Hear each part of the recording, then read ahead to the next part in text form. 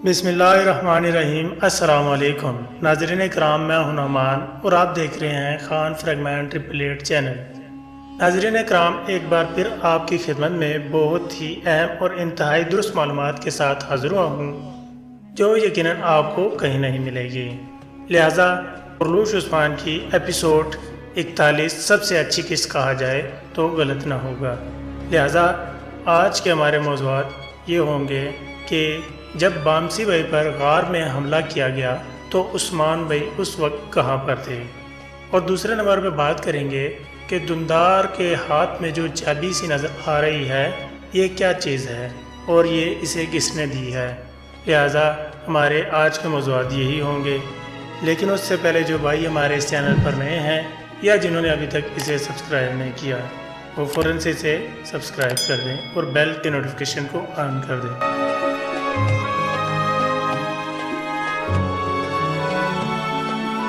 तो नाज़रीन इकराम, सबसे पहले बात कर लेते हैं कि जब बामसी भाई पर गार में हमला हुआ तो उस्मान भाई उस वक्त कहाँ पर मौजूद थे।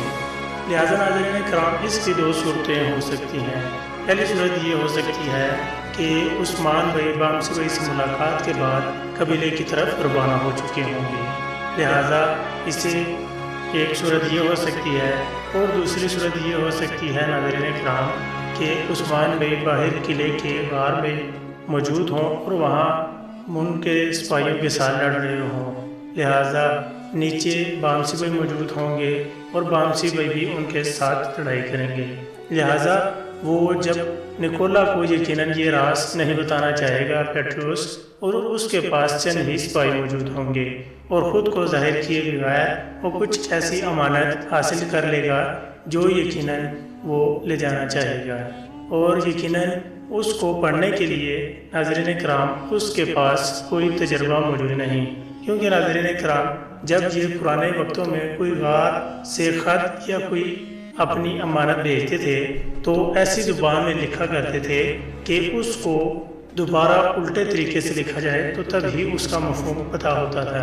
लिहाजा नाज़रीन इकराम, वो अगर कोई अमानत हासिल भी कर लें तो वो उसे पढ़ नहीं पाएंगे। लिहाजा इस बारे में आपकी क्या राय है हमें कमेंट में ज़रूर बताइएगा और वीडियो को लाइक ज़रूर कर लें।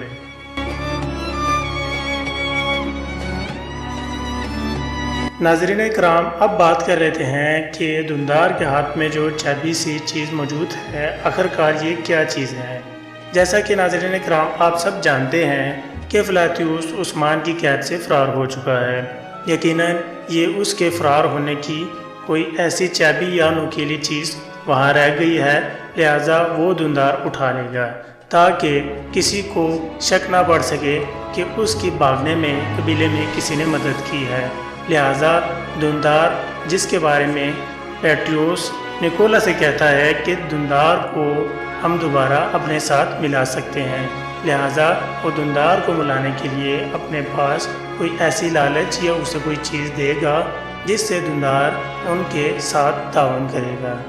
लिहाजा नाज़रीन इकराम, ये थी छोटी सी अपडेट, सोचा आपके साथ शेयर कर दूँ। लिहाजा बहुत जल्द हाज़िर होऊंगा एक नई वीडियो के साथ। तब तक अपना ख्याल रखिएगा। अस्सलाम वालेकुम।